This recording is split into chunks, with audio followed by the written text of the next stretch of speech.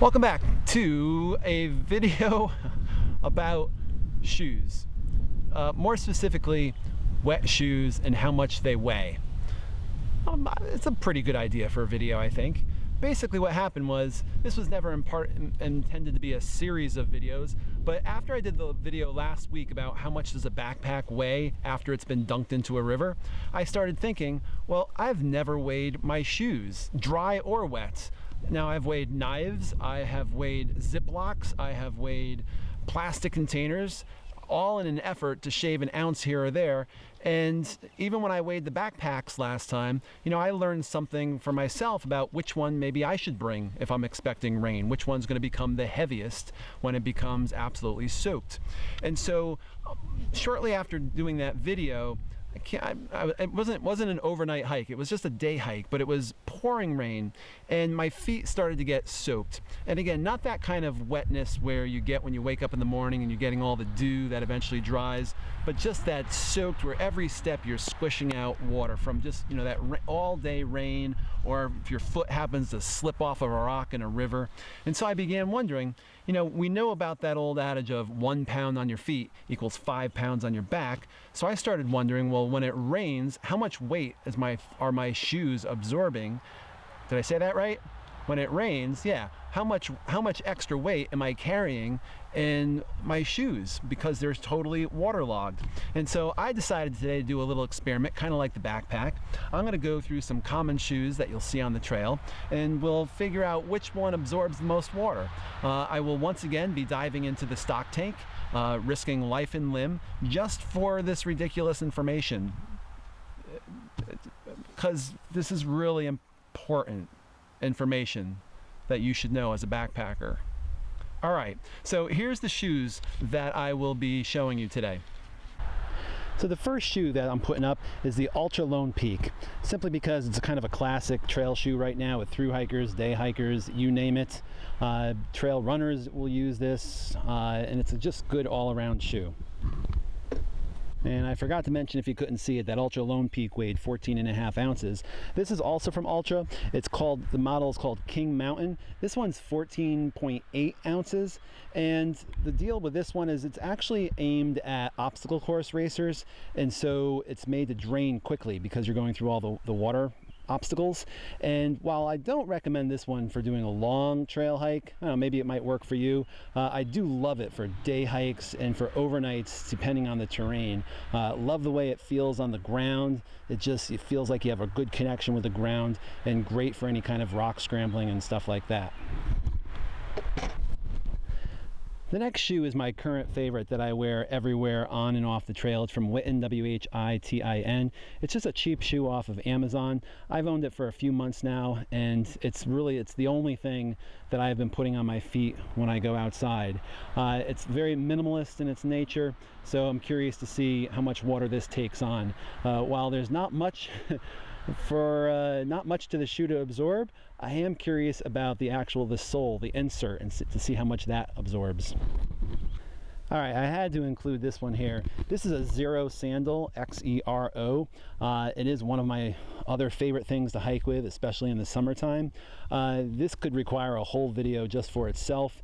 This is something you don't want to automatically transition to if you haven't done any barefoot hiking. This is basically the thinnest one that you could buy pre-made, and I think the results with this will be pretty obvious before it even goes in the water. And of course, I had to have just a classic hiking boot. This was one of my last favorite hiking boots, a Solo. It's weighing in at almost 37 ounces. And again, this was an awesome boot. I love putting them on and hiking in them. The problem is, I know my feet are always more tired at the end of the day, and I definitely want to get them off by the time I get to a campsite.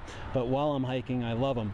They're great if you are doing something, again, those trail runners are great if you're just on trails and stuff, but if you're doing something more above a tree line and it's all rocks and you need to, get your boot onto an edge, those trail runners aren't going to make it too long. And this boot was super for doing stuff like that. And last but not least, These are Thorogood work boots. Now I know it's going to seem silly to put in some work boots, but the reality is every single time I go on the Appalachian Trail, in Connecticut at least, I see at least one scout group, and like 80% of them just have work boots on, logger boots, just regular old construction boots. These are my work boots. They're from a company called Thorogood. Every single little piece of it is made in the United States of America, and I love them. They also come in some pretty big sizes for those of you with big feet. All right, now what I'm going to do is I'm going to go over there, that very tall ladder, and I'm going to jump in. I know on the last video for the backpacking, for getting the backpacks wet, I know some people questioned whether or not I jumped in or whether it was just fancy editing. I did cut out me jumping in because I really didn't want any kids doing copycat videos. This is dangerous stuff. So I'm going to actually do the whole jumping in this time. For the first two shoes, I have the Ultra Lone Peaks.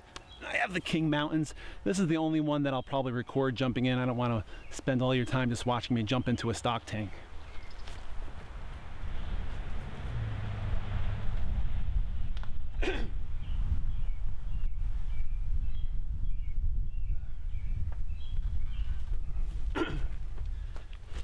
Now I know what you're thinking. You're thinking I'm not actually going to do it, but I am going to do it. But I just wanted to stop really fast and say thank you for everyone who's watched my videos. Thank you for everyone who's commented.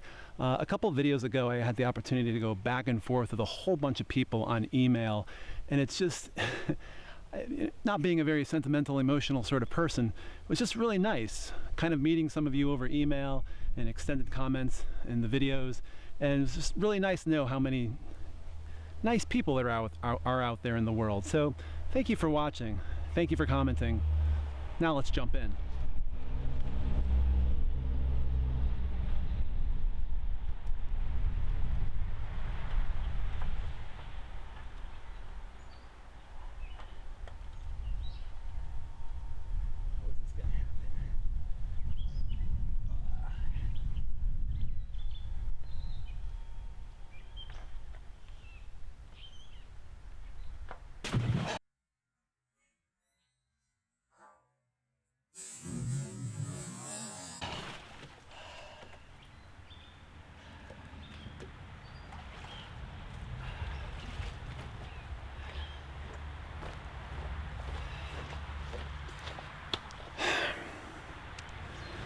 All right, after every time I jump in, I'm gonna walk around for 5 minutes. I figured that would be fair to squeeze out any extra water that's just would have been squeezed out anyway. And then when I'm all done jumping in the tank with the other shoes, I'll come back. All right, now let's quickly go over the results, which are not so surprising, but if you wait to the end of the video, which will be in like 60 seconds, I'll do the math for you and I'll tell you exactly how many pounds on your back you are carrying when your feet get wet. So the zeros obviously logged in at only 0.6 ounces, that's all they absorbed, and obviously that's all just in the straps. The next smallest amount was the King Mountain. They only absorbed 3 ounces of water. The next one were the Lone Peaks, and they only absorbed 4 ounces of water, which is amazing because they feel so much heavier, but they absorbed 4 ounces of water. The next one was Witten. The Wittens absorbed 6 ounces of water, and I think most of it, I don't have it in here right now, I think most of it was actually in the inner sole. The next smallest amount was the Thorogood shoe. Now this only absorbed 5 ounces, and it's been a while since I jumped in and I actually filmed this. I weighed them, did some other things, and I've come back outside. I don't know if you can see, but the leather is already drying, and so I think with both of the full leather shoes, something you have to take into consideration is that I just jumped in, sat there for, I don't know, probably 15 seconds, and then got out. And so I don't think the leather was able to fully absorb its maximum amount of water. But even so, that would be like if you dipped your shoe into a river or something like that. So it only absorbed 5 ounces. Also in this shoe here, there's only padding up here and the rest there's nothing else. The Solo shoe, this absorbed 11 ounces, and I think the same exact thing happened. And you can see the leather is already drying, and even just sitting here, you can see the water is kind of pooling on the inside. So a lot less weight than I thought it would absorb. So in the end, if you want to do the math, and if my math is correct, if you are wearing Lone Peaks and you happen to fall into a river or you get drenched while raining, it will be the equivalent of carrying an extra 2.5 pounds on your back. So my shoes would be, let me do the math, 1.25 pounds for each shoe. So right, so 2.5 pounds for both shoes. Again, I have big size 15 feet, so it would be less for you, but there's the answer to the question. When your feet get wet, how many extra pounds are you carrying on your back? The answer is, wait, that wasn't the end of the video. Hold on, I forgot I had weighed one more thing that makes a big change in this. I took out a pair of darn tough socks, just your average everyday sort of trail socks. These are more of the calf high sort of ones. They're not anklets, but I jumped in with these and I weighed them before and after, and the results were a little surprising. And so the darn tough socks, just this sock absorbed 2 ounces, and just a regular sort of compression sock absorbed almost 1.8 ounces. And so when you throw in your